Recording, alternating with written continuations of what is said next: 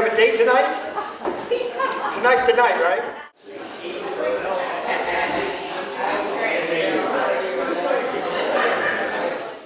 Never mind, back it away, Roger. Agnes, I have to talk now. Okay? Okay. All right, Bob. We're listening. You know I can talk. That's what I'm afraid of, actually. But thank you. No, I don't like this. Thank you all for coming. And again, maybe some of you, all of you, did not know that we also have a very special event that's going to happen right now. Since 1986, this is only the 8th time such an event will happen. We have a very special guest with us today. But before we introduce her, I want to explain to you why she's a special guest. I have a little story to tell you, remarkable story. I think you'll love this. I was fascinated by it when I first read it. Stupid hat. In 1909, the publisher of the Boston Post newspaper,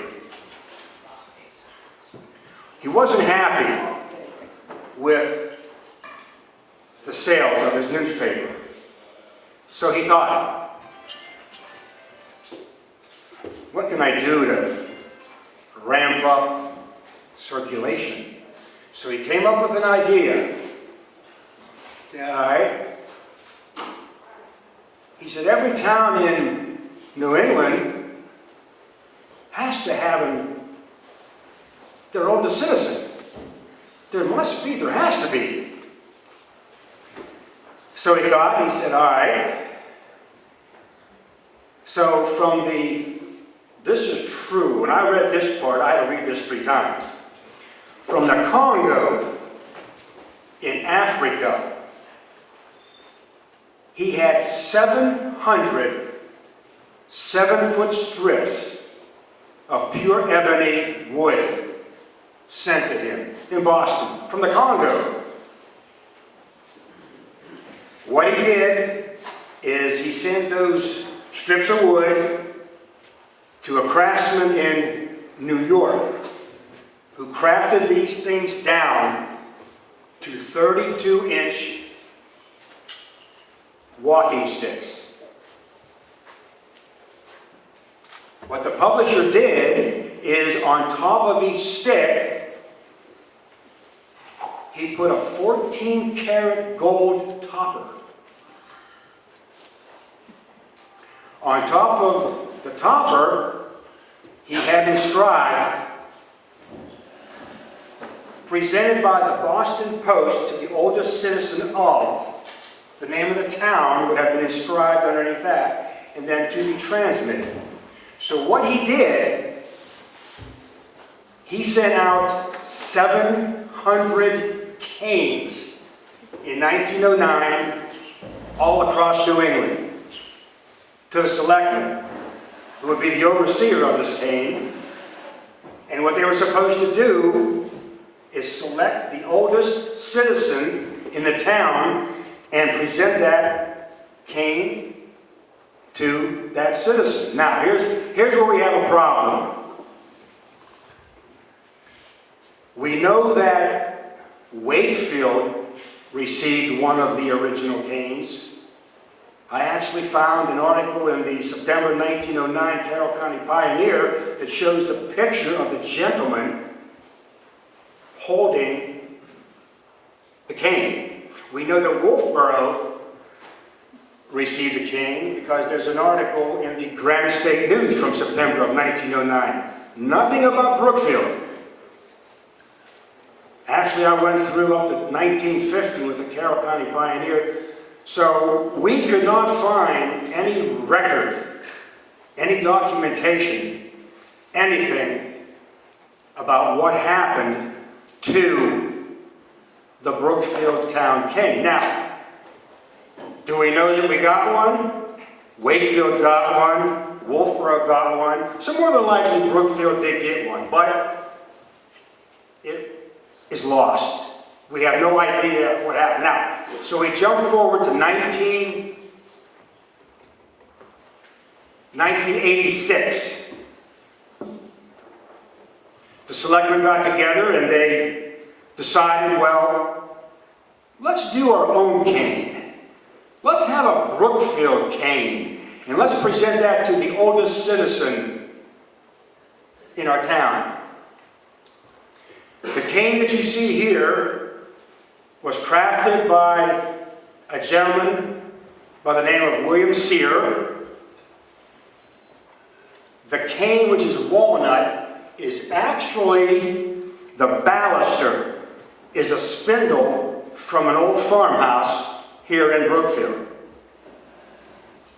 Once he crafted the cane, it was sent to a master pewterer in Stoneham who capped it with pure pewter. So this here is the version of the 1909 cane. This is the Brookfield Town cane. Since 1986, there have been 7 recipients. Today, we're here to honor number 8. Young lady down here in front of me. Agnes McDonald. Now, who is Agnes? Not yet. Oh, not yet, Agnes. See, this is the thing that I fear. I tell people. Oh God! If it comes time where she has to talk, and you have anything planned before 4 o'clock, forget it. You're not going to make it. All right. So. That said, I want to call up Harriet Wilson. Harriet Wilson is one of our members of the Heritage Commission, and she's going to tell you who Agnes McDonald is. Hi, Harriet.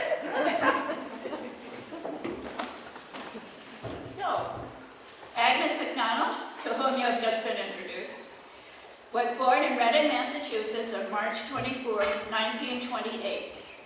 She was the 8th of 10 children of Mary and John Arsenault. She attended Reading High School, where she met her husband, Joseph Daniel McDonald, known to everyone as Chuck, and to Agnes as Chucky.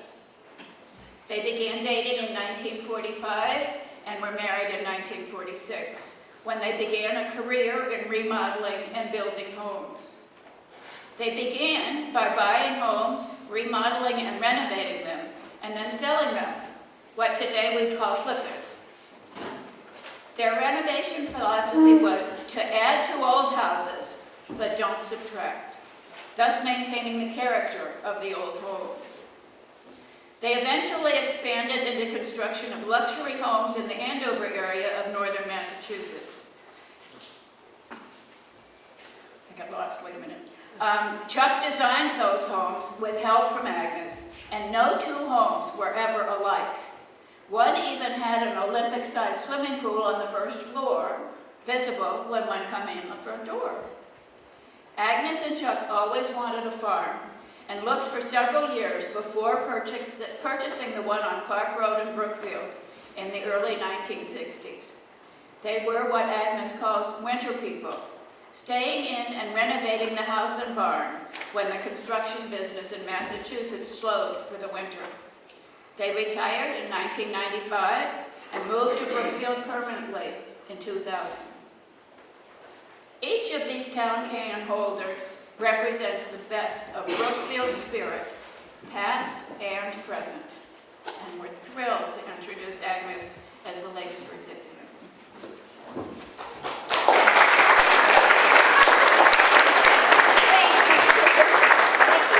So, what we've done is we've actually handcrafted a cane so Agnes can have this, keep it, and it says Agnes Arsenault McDonald, Brookfield Town Cane, 2022. So Agnes, in honor of you being our most cherished. I didn't know that till you people. I'm not done. I'm not done. We had it all. Wait a minute. 2 minutes. 2 minutes. We want to present you with this cane. Now, Rick Surratt is the chairperson of our select board. He's going to do the presentation. Oh. Good luck. I do have a nice pleasure. To Agnes Arsenault McDonald. Yes, that's I. Made in China. Come on, boy. That was Frank Fraser. On behalf of the town of Brookfield and all your neighbors that are present here today, we present you with the Brookfield Town Cane 2022.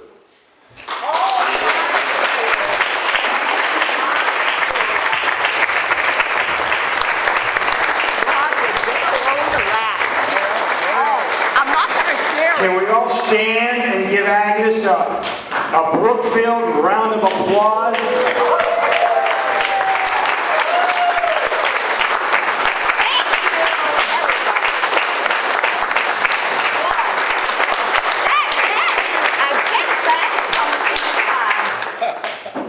I'll remember the rest of my life. I don't know how long that is until I go to my new home. All right, here we go. Agnes, would you like to say a few words? Well, I don't know what that means. Would you like to say something? I'm just thrilled. I am thrilled. Thrilled to receive the cane. I knew a little bit about it. Now I know more about it. Here we go. She's warming up. No, go ahead. Well, boy, I got too much on my brain to talk about it. I'm old, but I have an active brain. Okay. And thanks everybody for coming. And I'll treasure this the rest of my life. Oh, that's sweet. And I'm named after my aunt, and she lived to be 104. So I might be using this cane a while. You've got about 30 years to go. You have 30 years to go? Well, I don't know, but I'm doing all right here. Okay. And I've chosen a good place to retire. I think all the people around here have been exceptionally helpful. Let me sit down. They've been exceptionally helpful. When I go to Market Basket, there's always somebody there to bring a carrot. And it's a good place to grow old. Take it from me. And I've had 3 Thanksgiving dinners and I didn't have to leave the house. It's a wonderful place to live, everybody. I think we've chosen the best place in the world. And even I have a cane, but does this cane represent Brookfield in itself? It represents Brookfield and it represents you. Oh, I see. Well, I am thrilled with it. You know why you have that also? Because Brookfield loves you. That what? Brookfield loves you. Oh, good God, I am so happy to hear that. Thank you. All right, thank you. All right. Thanks, everybody. This actually turned out better than I thought. Thank you very much. So if you get a chance to come up and you have an hour, talk to her. Thank you.